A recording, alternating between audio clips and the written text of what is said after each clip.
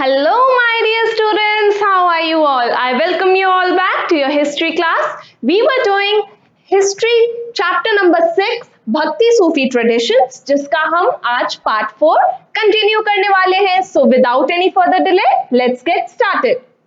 आज का जो हमारा फर्स्ट टॉपिक होने वाला है उसमें हम पढ़ेंगे new devotional paths, dialogue and dissent in northern India. यानी कि ऐसे कौन कौन से नए डिवोशनल पाथ्स एमर्ज होने लगे जिनको लोगों ने फॉलो करना स्टार्ट कर दिया था. यानी कि कौन कौन से न्यू पैटर्न सोसाइटी में आने लगे थे इवेंचुअली विद टाइम. किसको लेके? डिवोशन के कॉन्सेप्ट को लेके. कबीर, अब कबीर हम सब जानते हैं, he was a very famous philosopher and writer.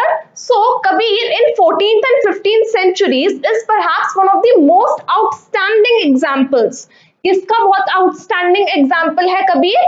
Poet, Saint का. यानी कि Kabir was a poet, saint who emerged within this context. Historians have painstakingly tried to reconstruct. painstakingly का क्या मतलब है? With a lot of effort हमारे जो historians हैं उन्होंने क्या कोशिश करी है कि वो कबीर की लाइफ को एक बार रिकंस्ट्रक्ट कर सके, and times through a study of compositions attributed to him. और किसके थ्रू उन्होंने कबीर को जानने की कोशिश करी है? जो हिस्टोरियंस हैं वो जो कबीर के वर्क्स हैं उनको पढ़ के उनकी लाइफ को उन्होंने रिकंस्ट्रक्ट करने की एक कोशिश करी है. जो भी वर्क्स उनके नेम से एट्रीब्यूटेड हैं उनके थ्रू, और उसके बाद उसके अलावा किसके थ्रू जानने की कोशिश करी है? थ्रू हेगियोग्राफीज. हेगियोग्राफीज हम ये वर्ड पहले पढ़ चुके हैं. हेगियोग्राफीज क्या होती है? एक रिटन टेक्स्ट होता है पोएट, सेंट्स या फिर सेंट्स की लाइफ के ऊपर जो भी टेक्स्ट होता है जिनमें उनकी लाइफ के बारे में डिस्क्राइब किया जाता है, ऐसी राइटिंग्स को हम क्या बोलते हैं? हेगियोग्राफीज. Moving forward, verses ascribed to Kabir have been compiled in 3 distinct but overlapping traditions. यानी कि जो भी कबीर ने लिखा है उनको 3 verses में डिवाइड किया गया है. द कबीर बिजक, फर्स्ट क्या है? फर्स्ट वर्स कौन सा है? The Kabir Bijak is preserved by the Kabir Panth. Kabir Panth मतलब द पाथ और सेक्ट ऑफ कबीर. यानी कि कबीर के कुछ फॉलोअर्स का या फिर कबीर के कुछ फॉलोअर्स का एक ग्रुप था जिसको नेम दिया गया था कबीर पंथ. अब ये जो ग्रुप ऑफ फॉलोअर्स था यानी कि जो कबीर पंथ था, उन्होंने उनका जो एक टेक्स्ट है कबीर का वो क्या है? कबीर बिजक, उसको प्रिजर्व करके रखा है. उसके अलावा सेकंड जो टेक्स्ट है वो क्या है? Kabir Granthavali is associated with the Dadu Panth in Rajasthan. और सेकंड कौन सा टेक्स्ट है? Kabir Granthavali. And many of his compositions are found in Adi Granth Sahib. और थर्ड टेक्स्ट कौन सा है? आदि ग्रंथ साहिब, जिसमें कबीर के वर्क्स के बारे में बहुत कुछ बताया हुआ है. ऑल दीज मैन्यूस्क्रिप्ट्स यानी कि ये जितने भी ये जो 3 टेक्स्ट हैं, compilations were made long after the death of Kabir. यानी कि इन सब मैन्यूस्क्रिप्ट्स को कब कंपाइल किया गया? इन बुक्स की फॉर्म में कबीर की डेथ के बहुत सालों बाद. मूविंग फॉरवर्ड, अब Kabir's poems have survived in several languages and dialects. यानी कि कबीर की जो भी राइटिंग्स थी, जो भी पोएम्स थी, उन्होंने हिस्ट्री के इन रेवेजेस को क्या किया है? ओवरकम किया है. और जो उनके वर्क्स हैं वो बहुत सारी लैंग्वेजेस और डायलेक्ट्स में पब्लिश हुए हैं. And some are composed in the special language of nirguna poets. यानी कि कुछ जो उनके वर्क्स हैं वो निर्गुण पोएट्स ने कंपोज किए हैं दी संत भाषा. निर्गुण पोएट्स मतलब कि ऐसे पोएट्स जो कि सेंट होते थे और वो संत भाषा में कबीर के वर्क्स को कंपोज करते थे. अदर्स नोन एज उल्टा बंसी, अपसाइड डाउन सेइंग. उलट बंसी मतलब अपसाइड डाउन सेइंग. यानी कि ये भी कबीर की एक राइटिंग है जिसको उलट बंसी कहा जाता है या फिर अपसाइड डाउन भी कहा जाता है. ये are written in a form in which everyday meanings are inverted. यानी कि जो लाइफ का एवरीडे मीनिंग है उसको इन्वर्ट करके लिखा जाता है. किसमें? उलट बंसी के अंदर. Also striking in the range of traditions, Kabir drew on to describe the ultimate reality. Very important. जो कबीर हैं उन्होंने अपनी जितने भी वर्क्स हैं, जितनी भी राइटिंग्स हैं, ज्यादा फोकस उन्होंने किस पे किया है? किसको डिस्क्राइब करने पे किया है? अल्टीमेट रियलिटी को।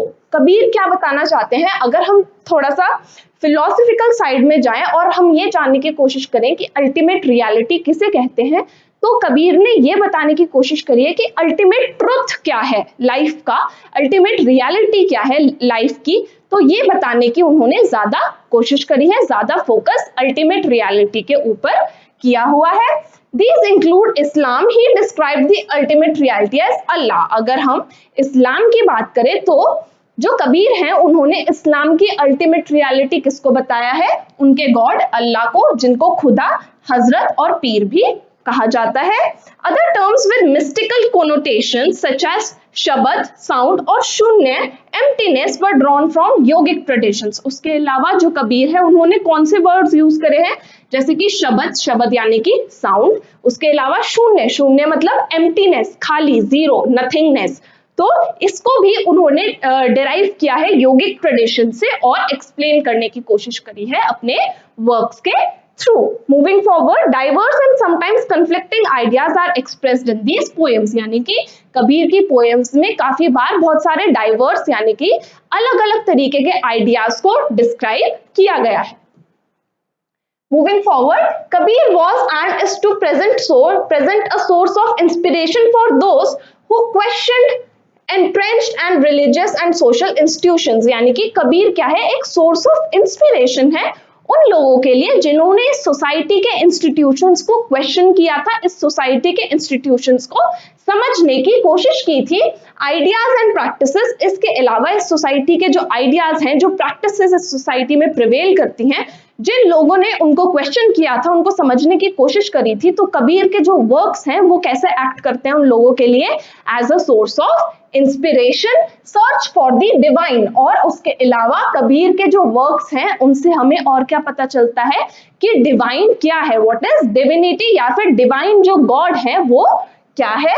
Kabir's ideas probably crystallised through dialogue and debate, यानी कि जो कबीर के आइडियाज हैं वो किसकी फॉर्म में है, डायलॉग और डिबेट की फॉर्म में है। With the traditions of Sufis and yogis in the region of Awadh, यानी कि अवध के जो सूफीज और सेंट्स थे उनके जो आइडियाज हैं उनको उनके साथ एक डायलॉग किया है कबीर के आइडियाज ने, एक नेगोशिएशन करी है। Present day Uttar Pradesh, his legacy was claimed by several groups who remembered him and continue to do so, यानी कि जो कबीर की लेगेसी थी, जो उनकी वैल्यू रही होगी उस टाइम पे, उसको कैरी फॉरवर्ड किया है उनके फॉलोअर्स ने, और उनकी जो वैल्यू और उनके वर्क्स की जो वैल्यू थी वो आज भी वैसी की वैसी ही उसी वे में प्रिजर्व करके रखी गई है। Moving forward, this is the most evident in later debates about whether he was a Hindu or Muslim by birth, यानी कि इस चीज को लेके हिस्टोरियंस प्लस उनके फॉलोअर्स के अंदर भी बहुत ज्यादा डिबेट है कि कबीर एक्चुअल में क्या थे बाय रिलीजन, वो एक हिंदू थे या फिर एक मुस्लिम थे। Debates that are reflected in hagiographies, यानी कि ऐसी कुछ डिबेट्स किसमें डिस्क्राइब करी गई है, हेगियोग्राफीज के अंदर भी डिस्क्राइब करी गई हैं। Hagiographies within the Vaishnava tradition attempted to suggest that he was born a Hindu, यानी कि अगर हम हेगियोग्राफी, जैसे मैंने बताया कि जो पोएट सेंट्स की लाइफ के ऊपर जो एक बायोग्राफी लिखी जाती थी उसको हेगियोग्राफी कहते थे, तो हेगियोग्राफी जो कि वैष्णव ट्रेडिशन के अकॉर्डिंग बनाई गई है, वैष्णव ट्रेडिशन क्या था, जो कि विष्णु के फॉलोअर्स थे, उन्होंने क्या बताने की कोशिश करी है कि जो कबीर थे he was born a Hindu, यानी कि जब उनका बर्थ हुआ तब वो एक हिंदू थे। उनका नेम क्या था उस टाइम पे, Kabir Das itself is an Arabic word meaning great, यानी कि कबीर दास का जो लिटरल मीनिंग है, उसका लिटरल मीनिंग ही ये है इस वर्ड का कि उसका लिटरल मीनिंग क्या है, great. But was raised bye poor Muslim family, लेकिन हिंदू फैमिली में बॉर्न होने के बाद जो उनकी अपब्रिंगिंग है वो किस में हुई थी, एक पुअर मुस्लिम फैमिली में हुई थी, belonging to the community of weavers of Julahas who were relatively recent converters to Islam, यानी कि ऐसी फैमिली में हुई थी जो कि अभी अभी जिन्होंने इस्लाम में कन्वर्ट किया था। तो अल्टीमेटली जो कबीर थे वो बाय बर्थ तो हिंदू थे, लेकिन बाद में लोग क्या कहते हैं कि क्योंकि वो एक इस्लाम फैमिली में उनकी अपब्रिंगिंग हुई थी तो इसलिए उनको कुछ लोग मुस्लिम भी मानते हैं। मूविंग फॉरवर्ड, अब अगर हम हमारे नेक्स्ट गुरु की बात करें वो कौन है, बाबा Guru Nanak and the sacred word, यानी कि जो गुरु नानक देव जी थे उन्होंने क्या कहा था सेक्रेड वर्ड, यानी कि उनकी जो टीचिंग्स थी वो क्या थी। बाबा गुरु नानक, उनका टाइम पीरियड क्या था 1469 to 1539, was born in a Hindu merchant family, यानी कि किस फैमिली में उनका जो बर्थ है हुआ था, एक हिंदू मर्चेंट फैमिली में हुआ था, in a village called Nankana Sahib, यानी कि कौन से विलेज में उनका बर्थ हुआ था, ननकाना साहिब नाम का एक विलेज था, वहां पे इनका बर्थ हुआ था, जो कि रिवर रावी के पास था। और ये एरिया कहाँ पड़ता था, मुस्लिम डोमिनेटेड पंजाब के अंदर। He train to be an accountant and studied Persian, यानी कि इनिशियली उन्होंने अकाउंटेंसी की जो क्या कहते हैं अकाउंटेंट में बनने की वो करी ट्रेनिंग ली, और उसके बाद उन्होंने साथ ही साथ कौन सी लैंग्वेज सीखी, Persian. He was married at a young age, बहुत यंग एज में उनकी शादी हो गई थी। But he spent most of his time among Sufis and भक्त, यानी कि ज्यादातर टाइम जो गुरु नानक देव जी थे वो अपना स्पेंड करते थे सूफी सेंट्स के बीच में या फिर भक्त्स के बीच में। ही ऑल्सो ट्रैवल्ड वाइडली, और उन्होंने बहुत एक्सटेंसिवली, बहुत वाइडली ट्रैवल किया। ही एडवोकेटेड अ फॉर्म ऑफ निर्गुण भक्ति, यानी कि उन्होंने निर्गुण भक्ति को बहुत ज्यादा अटेन करने की कोशिश करी।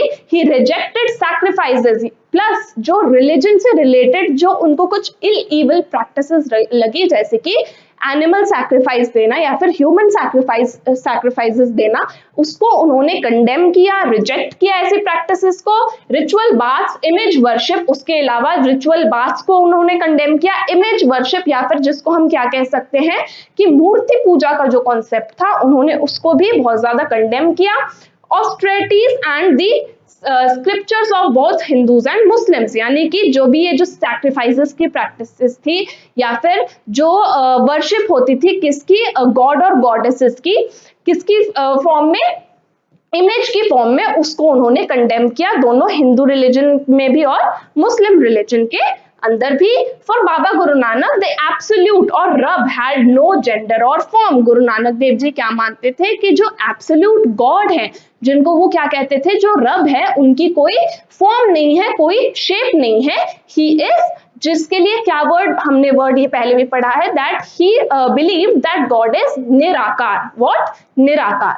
Moving forward, he proposed a simple way to connect to the divine by remembering and repeating the divine name. उन्होंने एक सिंपल सा तरीका दिया, उन्होंने कहा कि अगर आपको भगवान को याद करना है या भगवान की पूजा करनी है तो आपको उनको किसी मूर्ति में रखने की जरूरत नहीं है, because God is omnipotent, he is present everywhere. तो आप बार बार क्या करो, उस डिवाइन नेम को बार बार रिसाइट करो, रेसिटेशन करो, रिमेंबर करो, रिपीट करो बार बार उस डिवाइन नेम को। Expressing his ideas through hymns called शबद, उन्होंने अपने आइडियाज किस में लिखे थे, शबद में लिखे थे, in Punjabi language for the region, जो उन्होंने पंजाबी लैंग्वेज में वहां उस रीजन के कॉमन पीपल के लिए कंपोज करे थे। Baba Guru Nanak would sing these compositions in various rags while his attendant Mardana played the रबब, यानी कि उनके क्या थे, एक फॉलोअर थे जिनका क्या नेम था, मर्दाना, वो रबब को रिसाइट करते थे और जो गुरु नानक देव जी थे वो राग्स को कंपोज करते थे। Baba Guru Nanak organised his followers into a community, धीरे धीरे जब बाबा गुरु नानक के जो फॉलोअर्स थे वो बढ़ने लगे, लोग और ज्यादा लोग उनके आइडियाज से इंप्रेस होकर उनके साथ जुड़ने लगे, तो उन्होंने अपने फॉलोअर्स की एक कम्युनिटी को फॉर्म कर लिया। He set up rules for congregational worship, sangat, यानी कि धीरे धीरे उन्होंने क्या बना दी, उन लोगों की एक संगत फॉर्म कर दी थी, इन्वॉल्विंग कलेक्टिव रेसिटेशन, जिसमें वो क्या करते थे, कलेक्टिवली रिसाइट करते थे गॉड के नेम को। ही appointed one of his disciples Angad, अब उनके एक डिसाइपल थे कौन, अंगद, उनको उन्होंने क्या कर दिया, अपॉइंट कर दिया to succeed him as the preceptor, कि मेरे बाद जो गुरु गद्दी है वो कौन संभालेंगे, जो उनके डिसाइपल थे अंगद, गुरु। And this practice was followed for nearly 200 years, और ये जो गुरुशिप की या फिर जो गुरु गद्दी की प्रैक्टिस थी ये नियरली 200 ईयर्स तक ऐसे ही कंटिन्यूड रही। द फिफ्थ परसेप्टर, यानी कि उसके बाद जो फिफ्थ परसेप्टर आए, यानी कि जो गुरु गद्दी पे 5th नंबर पे जो गुरु आए वो कौन थे? गुरु अर्जन देव कंपाइल्ड बाबा गुरु नानक हिम्स, जिन्होंने बाबा गुरु नानक के जितने भी हिम्स थे उनको एक बुक में कंपाइल किया along with those of his 4 successors, यानी कि अर्जन देव से पहले, गुरु अर्जन देव जी से पहले जो 4 सक्सेसर्स थे उनके साथ मिलके गुरु अर्जन देव जी ने गुरु नानक देव जी के जितनी भी वर्ड्स थे, जितनी भी उनकी टीचिंग्स थी, जितनी भी उनकी राइटिंग्स थी, सबको एक साथ कंपोज किया। And other religious poets like कौन कौन थे? Baba Farid, Ravidas also known as Raidas and Kabir in the Adi Granth Sahib, और उनकी जितने भी हिम्स थे और टीचिंग्स थी उनको कंपोज करके उनको उस बुक को क्या नेम दे दिया गया था? आदि Granth Sahib. Moving forward, Guru Gobind Singh included the composition of the 9th Guru, Guru Tegh Bahadur, and this scripture was called the Guru Granth Sahib। यानी कि जो 9th गुरु थे कौन थे? वो गुरु तेग बहादुर जी, उनकी भी कॉम्पोजिशंस को मिला के क्या बना दी गई थी? गुरु ग्रंथ साहिब नाम की जो एक होली बुक थी उसको कंपाइल किया गया। Guru Gobind Singh also laid the foundation of Khalsa Panth. उसके अलावा जो गुरु गोबिंद सिंह जी थे उन्होंने जो खालसा पंथ क्या था? Army of the pure. Khalsa पंथ का क्या लिटरल मीनिंग था? कि प्योर या फिर प्योर लोगों की एक आर्मी, एक collection. And defined it's 5 symbols. अब ये जो खालसा पंथ था ये अपने आप को 5 सिंबल्स के थ्रू डिफाइन करते थे। वो कौन से थे? अनकट हेयर, यानी कि कभी भी ये लोग अपने हेयर को कट नहीं करेंगे। A dagger, a pair of shorts, a comb and a steel bangle, यानी कि कड़ा, जिसको हम 5 केस भी इसको कहा जाता है। इसको याद रखेंगे हम, इसको 5 केस भी कहा जाता है। क्या क्या थे ये 5 केस? को अ कोम जिसको कहते थे कंगी, ठीक है। अनकट हेयर जिसको बोलते थे केश, ठीक है। अ पेयर ऑफ शॉर्ट्स जिसको क्या कहा जाता था? कच्छा। उसके बाद अ स्टील बैंगल जिसको कहा जाता था कड़ा, ठीक है। और जो डैगर यानी कि जो उनकी कटार होती थी वो। तो ये 5 केस थे। अब मीराबाई की अगर हम बात करें, यहां तक हमने पढ़ लिया कि कैसे हम क्या कहते हैं, क्या टीचिंग्स थी गुरु अलग अलग गुरुज की। अब अगर हम बात करें नेक्स्ट जो हमारी जो डिवोशनल प्रिंसेस हैं वो कौन है? मीराबाई, जिनको क्या कहा जाता है? द डिवोटी प्रिंसेस, यानी कि वो इतनी बड़ी भक्त थी कि उनको क्या नेम दिया गया? The devotee princess. Mirabai is perhaps the best known woman poet within the Bhakti tradition, यानी कि जो हम सेकंड अब जो पोएट डिस्कस कर रहे हैं वो है मीराबाई, और वो बहुत ज्यादा फेमस हैं एज अ भक्ति क्या कहते हैं पोएट, बहुत ज्यादा फेमस हैं वो मीराबाई। उनके ऊपर जो बायोग्राफीज हैं have been reconstructed primarily from the bhajans attributed, यानी कि उनकी लाइफ के बारे में जो कुछ भी पता लग पाया है वो उनके कंपोज किए हुए भजन्स के थ्रू ही पता लग पाया है। Attributed to her which were transmitted orally for centuries, यानी कि स्टार्टिंग में तो जो उनके भजन्स थे सेंचुरीज तक लोग ओरली ही उनको ट्रांसमिट करते थे, कहीं पे भी रिटन फॉर्म में उनको कंपोज नहीं किया गया था। According to these she was a Rajput princess of Merta in Marwar, यानी कि जो क्या कहते हैं मीराबाई थी ये एक राजपूत प्रिंसेस थी मारवाड़ की, who was married against her wishes, यानी कि उनकी मर्जी के खिलाफ उनकी शादी कर दी गई थी। किससे? To a prince of Sisodia clan of Mewar, Mewar के सिसोदिया क्लैन के प्रिंस से।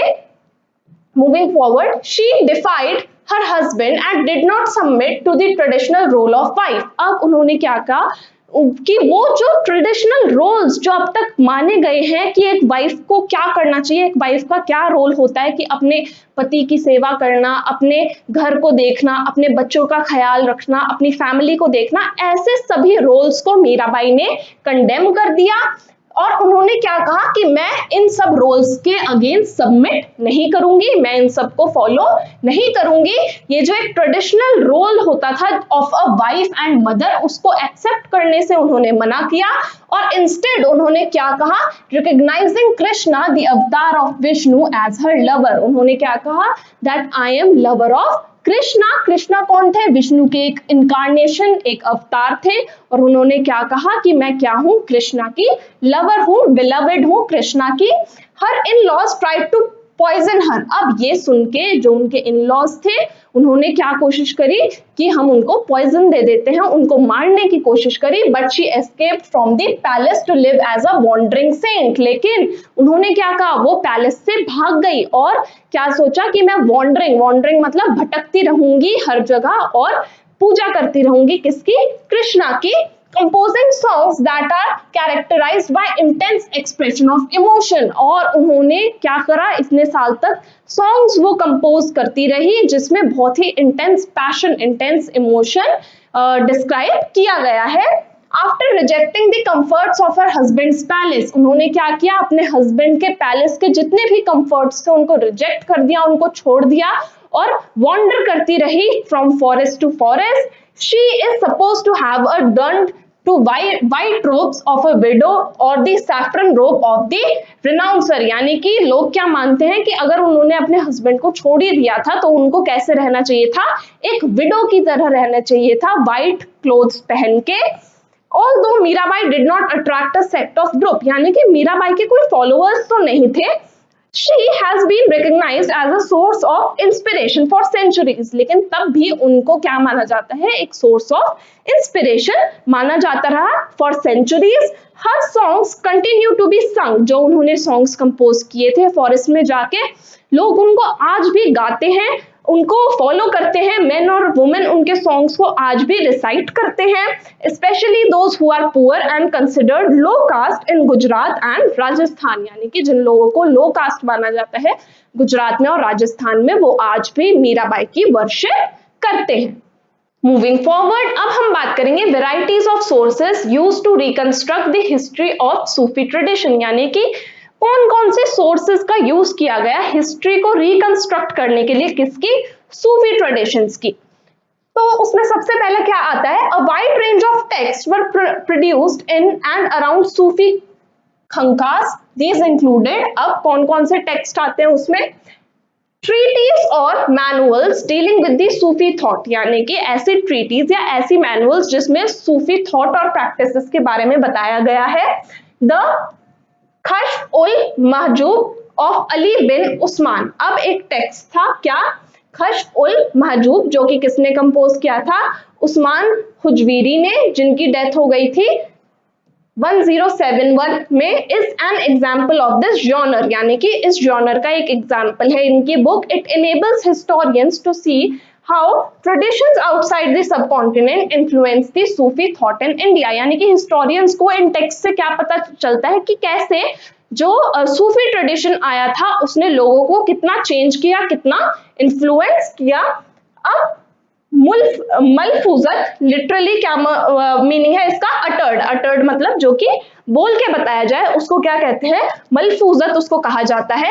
कन्वर्सेशंस ऑफ सूफी सेंट्स, यानी कि मलफूजत क्या थी, सूफी सेंट्स जो आपस में बातें करते थे, जो उनकी कन्वर्सेशंस होती थी। And early text on malfuzat is the Fawaid al फू and a collection of conversation of Sheikh Nizamuddin Auliya. अब इसमें इस टेक्स्ट में किसकी कन्वर्सेशन के बारे में बताया गया है, शेख निजामुद्दीन औलिया, जो कि ये टेक्स्ट किसने कंपाइल किया था, बाय आमिर हसन सिजजी दहलावी, अ नोटेड पर्शियन पोएट। अब ये जो आमिर थे ये कौन थे, एक पर्शियन पोएट हुआ करते थे, इन्होंने इस टेक्स्ट को कंपोज किया था।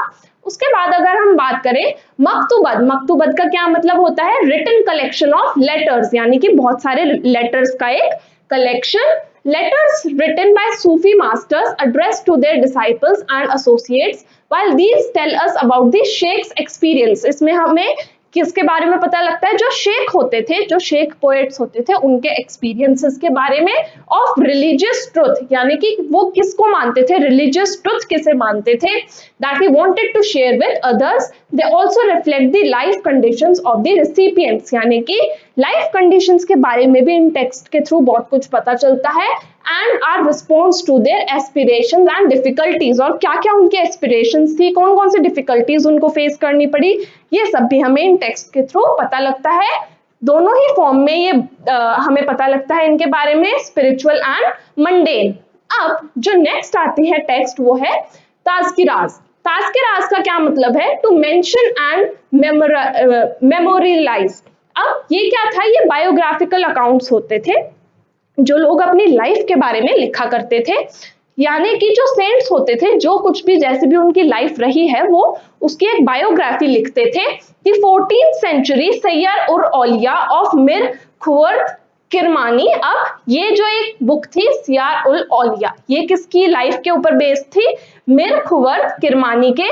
Was the first Sufi tazkira written in India, यानी कि ये पहली ऐसी सूफी तज़किरा थी जो कि इंडिया में लिखी गई थी। इसमें क्या बताया था? Basically it dealt principally with the Chishti saints. अब जो चिश्ती पोएट या चिश्ती सेंट्स होते थे उनकी लाइफ पे बेस्ड थी। The authors of the tazkiras often sought to establish the precedence of their own orders and glorify their spiritual genealogies. अब इसमें क्या बताया है कि जो उनकी टीचिंग्स होती थी वही ज्यादा हाईलाइटेड होती थी इनके टेक्स्ट में। Many details are often implausible, full of elements and of the fantastic. Still, they are of the great value for historians. लेकिन ये historians के लिए बहुत valuable है ये जो text है। क्यों? क्योंकि इसके थ्रू वो क्या कर पाते हैं?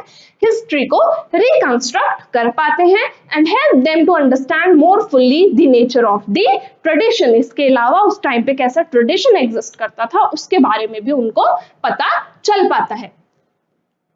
And with this we come to an end of our today's session. I hope आपने हमारा आज का ये सेशन एंजॉय किया होगा।